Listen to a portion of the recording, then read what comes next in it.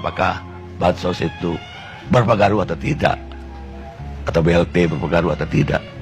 Ya, kalau secara material mungkin susah, tapi secara rasa atau secara yang kita lihat sehari-hari itu luar biasa bagi orang di bawah. Berpengaruh nggak orang? Saya melihat kalau Pak Jokowi sekarang boleh dicalonkan, Pak Jokowi lagi yang menang, kalah itu Prabowo. Iya loh. Ya, coba panggil lawyers yang katanya lawyers top, mampu nggak menjawab dalil yang diajukan oleh Bung Karni ini, guys. Sangat luar biasa ya. Dia membuktikan bahwa bansos itu benar-benar berpengaruh terhadap pilihan masyarakat ya. Halo teman-teman semua, Assalamualaikum warahmatullahi wabarakatuh. Apa kabar semuanya? Semoga dalam keadaan sehat, dilancarkan rezekinya, lancar juga segala urusan ya guys. Amin ya robbal alamin. Ya, kita coba membaca arah putusan MK nanti di tanggal 22 April ini ya.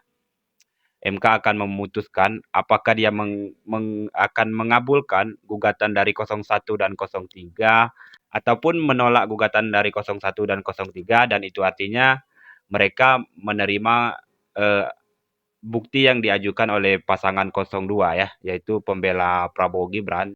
Terkhusus untuk menanti putusan MK dari ketiga pihak setelah sama-sama yakin gugatannya akan dikabulkan oleh Mahkamah Konstitusi guys. Baik dari 01 dan 03 maupun pihak 02 ya guys.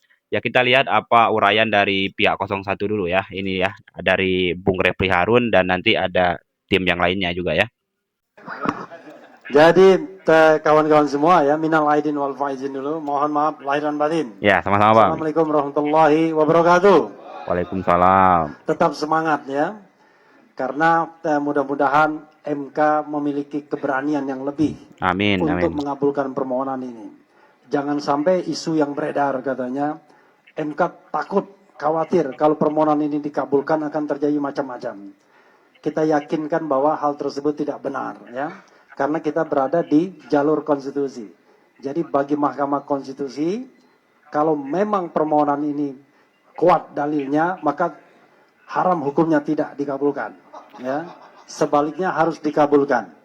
Dan untuk itu kita sama-sama memberikan penguatan. Karena ini bukan hanya soal 01, 03, tapi ini untuk Indonesia yang lebih baik. Betul, dalam betul, Bang, pemilihan betul. umumnya. Kita tentu di sini tidak saja. Makasih. Mudah-mudahan sekali lagi kita beri penguatan buat MK. Khawatir dan tidak perlu takut untuk mengabulkan permohonan ini. Allahu Akbar. Allahu Akbar. Wassalamualaikum warahmatullahi wabarakatuh. Waalaikumsalam warahmatullahi. Ya, ini dari ketua tim hukumnya ya. Permohonan kami akan dikabulkan. Tinggal sekarang kita sama-sama mendoakan semua majelis hakim yang mulia ini diberikan keteguhan hati, keberanian, ketegasan dalam memberikan putusan yang seadil-adilnya. Amin. Karena semua fakta, semua bukti telah dipaparkan di proses persidangan ini. Majelis Hakim Ya, ini dari 03 guys. akan menggunakan kesimpulan ini sebagai bahan untuk membuat putusan yang akan dibacakan pada tanggal 22. Nah, sebagaimana kita ketahui, kami dalam permohonan PHPU, dan itu kami ulangi dalam kesimpulan yang kami sampaikan. Setidaknya ada 5 kategori ya, pelanggaran yang sangat prinsipil, ya, sangat menyolok terjadi pada proses Pilpres 2024 ini. Yang pertama adalah pelanggaran etika, ya, yang terjadi dengan kasat mata, dimulai dengan putusan MK nomor 90. Dan ini kalau kalian membaca keterangan Romo Magnis Suseno, itu sangat jelas dikatakan oleh Romo Magnis bahwa proses pencalonan yang melanggar etika berat itu adalah pelanggaran etika berat. Ini statement dari Romo Magnis Suseno. Nah, dari sana muncul pelanggaran yang kedua, yang kita sebut nepotisme. Ya. Nepotisme ini dilarang dalam hukum positif kita. Ada TAP MPR yang melarang nepotisme. Ada banyak undang-undang yang melarang nepotisme. Dan kalau kita melihat apa yang dilakukan oleh Presiden Jokowi, ya, mendorong anak dan menantunya ya, itu adalah bagian dari nepotisme. Yang ketiga apa? Yang ketiga itu adalah abuse of power yang sangat terkoordinir, sangat masif gitu. Dan ini terjadi di mana-mana gitu. Nah, pelanggaran keempat itu apa? Pelanggaran keempat itu adalah pelanggaran prosedural pemilu. Nah, yang terakhir adalah penyalahgunaan aplikasi IT di KPU. Yang kita lihat ya, ujung-ujungnya menimbulkan kekacauan, kontroversi, dan ada yang mengatakan menimbulkan. Itu ya guys. Kalau kita mendengar dari 01 dan 03 itu pemaparannya adem ya dengar ya guys. Terukur juga, dia tidak pernah menyinggung pihak-pihak lain sebenarnya ya. Dia hanya menyinggung pihak yang digugatnya termasuk Presiden Joko Widodo dan keluarganya Presiden ya guys. Tidak ada menyinggung pihak-pihak lain yang berkomentar. Banyak juga pihak pengamat politik yang sering meremehkan 01 dan 03 ini. Namun pihak 01 dan 03 biasa-biasa saja ya. Itu beda sekali dengan pihak 02 ya. Di konferensi persnya dia masih sempat-sempat menyinggung Bung Rocky Gerung ya. Kita tonton ya, ini dia guys. Di awal perkara ini, semua masyarakat mengatakan kok nggak imbang Hotman pengacaranya. omon-omon. Yang hadir ini semua pengacara-pengacara top yang sudah puluhan tahun berperkara. Yang di sana Refri Harun nggak pernah bersidang. Pengacaranya berapa itu? 01. Mulia Lubis cuma konsultan. Anda bisa lihat ya betapa hancurnya pembelahan mereka. Inti pokok dari permohonan mereka adalah adanya kecurangan, rakyat disogok dengan bansos. Kalau Sani jadi pengacaranya, pengacara perkara yang street lawyer yang sudah puluhan tahun, harusnya saya akan kumpulkan 5 masyarakat dari tiap kabupaten penerima bansos, terutama yang berpihak, bawa ke MK ratusan. Ini mereka tidak lakukan. Mereka terpengaruh sama filsafat kosong dari Rocky Gerung. Yang dibawa adalah filsuf Kristen, yaitu Romo, sama psikolog. Bagaimana suatu peristiwa perbuatan melawan hukum dibuktikan mau dicoba dibantah dengan psikolog sama etika sama Romo ahli gerejani. Jadi benar-benar pembelahan mereka itu seperti saya bilang di awal benar-benar pepesan kosong, ya. Jadi jangan nangis kalau kalah. Udah itu aja. Rocky Gerung, saya tantang kau berdebat hukum ya, bukan berdebat filsafat Kopingho ya. Thank you. Iya itu dia guys. Iya, dia masih sempat-sempatnya menyinggung Bung Rocky Gerung ya. Ya sebelumnya saya pernah bahas ini. Sepertinya memang Bang Hotman Paris ini dendam betul ya sama Bung Rocky Gerung ya guys. Sampai konferensi pers setelah kesimpulan MK saja dia masih sempat-sempat menyinggung Bung Rocky Gerung ya. Dan tak hanya itu, menurut saya dia sedikit menyepelekan apa bukti atau saksi ahli dari 03 yaitu Romo Magnis ya, Romo Magnis Suseno.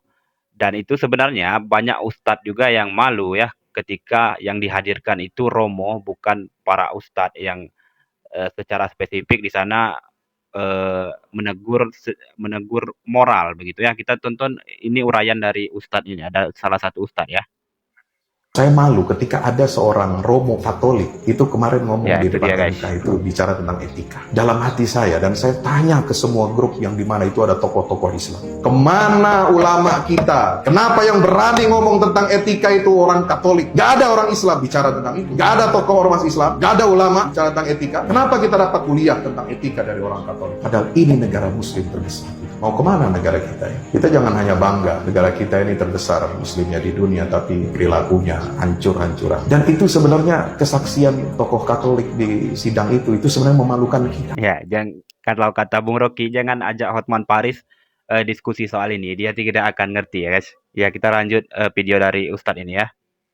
umat Islam, Pak. 3 calonnya itu kan semua muslim, Pak. Dan mohon maaf, yang tanda petik dituding melakukan itu kan juga muslim semua, betul? Artinya apa? Itu sebenarnya tuduhan kepada kita semua. Cerminan kita disingkap bobroknya oleh orang di luar agama kita, Pak. Malu, Pak. Sementara kita sendiri ulamanya tidak ada yang bersuara lantang seperti itu. Orang tua udah uzur itu kan. Tapi dia masih berani dan lantang itu bicara tentang etika dan pelanggaran. Oke, kita tidak menuduh. Ini nanti tinggal dibuktikan saja ya. Tapi saya ingin mengambil intro. Kenapa kita harus berhadapan dengan situasi seperti ini padahal kita ini umat Islam tahu kita sedang puasa, kita sedang mendekatkan diri kepada Allah. Ternyata kita ini dijadikan bahan olok-olokan. Ya, itu kesaksian itu menurut saya bukanlah cuma kesaksian untuk membela satu paslon, bukan. Itu menampar pipi kita semua orang Islam di Indonesia. Oh gitu. Ternyata orang Islam ini kalau mau berkuasa begitu. Malu loh, Pak. Ayo dong kita perbaiki. Persoalan etika dan kejujuran itu bukan masalah politik menurut saya. Ini kita bicara hati nurani, kita bicara marwah agama Islam yang dipertaruhkan. Itu saja kepentingan kita. Kalau kita mendiamkan ini semua bahaya. Maka itu kita harus saling tawasaw bil haq, tawasaw bis sabr. Saling mengingatkan, menasehati dalam kebenaran dan saling menasehati dengan kesabaran. Ya itu ya, guys. Jangan sampai ini kedengaran ke telinganya Pak Hotman Paris ya. Bisa jadi Ustadz ini juga diolok-olok oleh Pak Hotman Paris ya guys. Dan juga tadi Pak Hotman Paris juga menyinggung bahwa bansos itu tidak bisa dibuktikan oleh pihak 01 maupun pihak 03 ya. Ya ini kita dengar dari Bung Karni Ilyas yang sering memimpin acara Indonesia Lawyers Club atau ILC ya. Ini saya rasa Pak Hotman Paris pasti tidak bisa menjawab dari statement dari Bung Karni ini guys. Saya melihat kalau Pak Jokowi sekarang boleh dicalonkan, Pak Jokowi lagi yang menang. Kalah itu Prabowo. Nah, kayak gitu sih. Ya, kita coba dengar uraian dari Bung Karni ya. Kita dengar ini. Ini menarik sekali, guys. Saudara jauh dari istri saya. Itu hari datang ke rumah. Dia bilang, Kak, sama istri saya, ini selama saya hidup, baru kali ini ada presiden yang paling baik. Pak Jokowi. Baru kali ini, Kak, saya dapat kiriman 600.000 per bulan. Langsung ke rekening saya. Dan bagi orang yang nggak kerja, yang nganggur, yang untuk makan aja susah, rupanya itu gede sekali.